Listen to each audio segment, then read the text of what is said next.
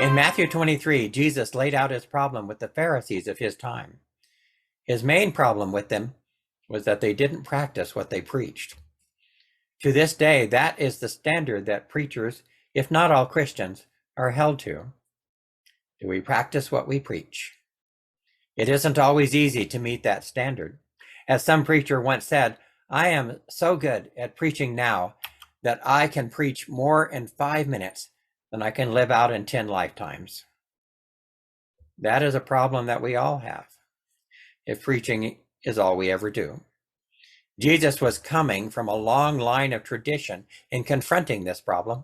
The message Jesus consistently shared throughout his ministry is that we must keep the law in a way that somehow combines justice with mercy, combines law with love for one another.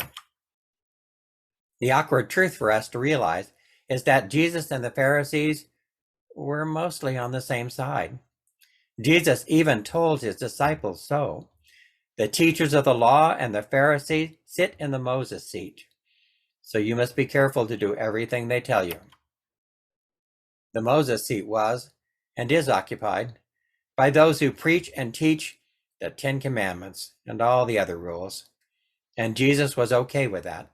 Why wouldn't he be? He did not come to change what had been said by God before. In the eyes of Jesus, the Pharisees were doing what was right. However, the truly wise among them must have also realized that while Jesus was paying them a compliment, he also was still calling them sinners, because for Jesus, the law was just one part of God's love. Mercy was the other. Those who keep the law without showing compassion and mercy to those around them are by definition still sinners. Jesus wanted his disciples to be better and do better. He wasn't interested in training them just to become preachers and teachers. He wanted them to follow his example and embrace a life of compassion and mercy. He tied their forgiveness to the act of forgiving others. The debt we owe to God is paid with the coin of kindness by forgiving others the debt that we are owed. He tied all their hopes of glory to the business of helping others in this life. Judgment in the hereafter would be transacted by separating out those who helped others from those who did not. For on that day, God will say, truly, I tell you, whatever you did for one of the least of these brothers and sisters of mine, you did for me.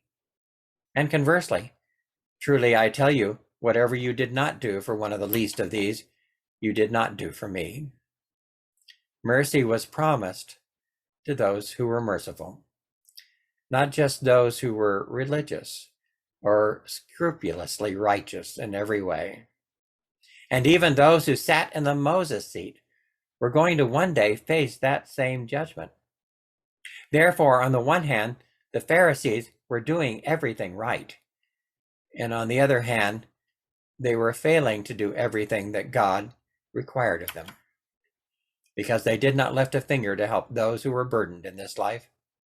Therefore, Jesus told his disciples to be careful to do everything they tell you, but also added and told them not to do what they were doing. The Pharisees applied the law without mercy. Jesus showed his followers a better way. The adulterous young woman that they dragged before Jesus needed God's mercy, not a better understanding of the seventh commandment. You will remember how the crowd wanted to stone her that day, but in the end they walked away. And then Jesus said to her, has no one condemned you?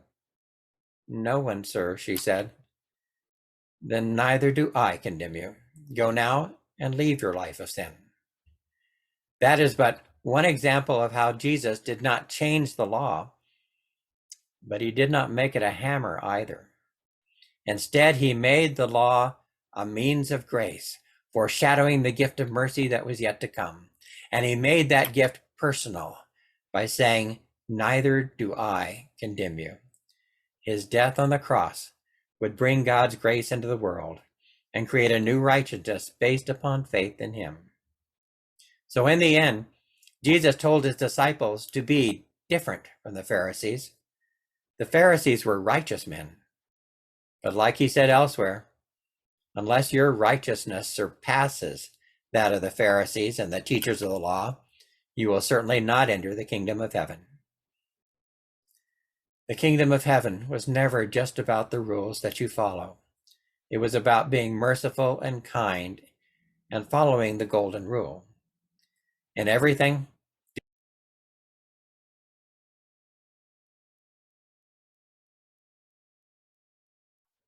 Jesus also gave some instructions to his future followers and would-be apostles and teachers. You are not to be called rabbi, he said, for you have one teacher, and you are all brothers. And do not call anyone on earth father, for you have one Father, and he is in heaven. Nor are you to be called instructors, for you have one instructor, the Messiah. The greatest among you will be your servant. So then, my job as a preacher just got redefined. I guess instead of being the preacher or the teacher, now I am just a student, just like you, with the same teacher and the same Messiah. And instead of trying to impress people with my wisdom or the way I dress up for communion, tassels and all, what I should be doing is going around asking people, how can I help you?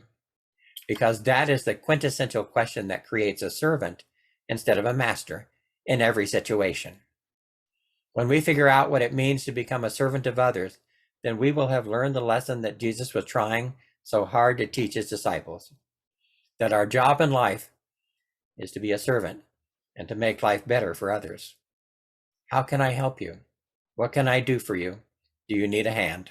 Those are the kind of questions that should be foremost on our minds whenever we are interacting with family or complete strangers.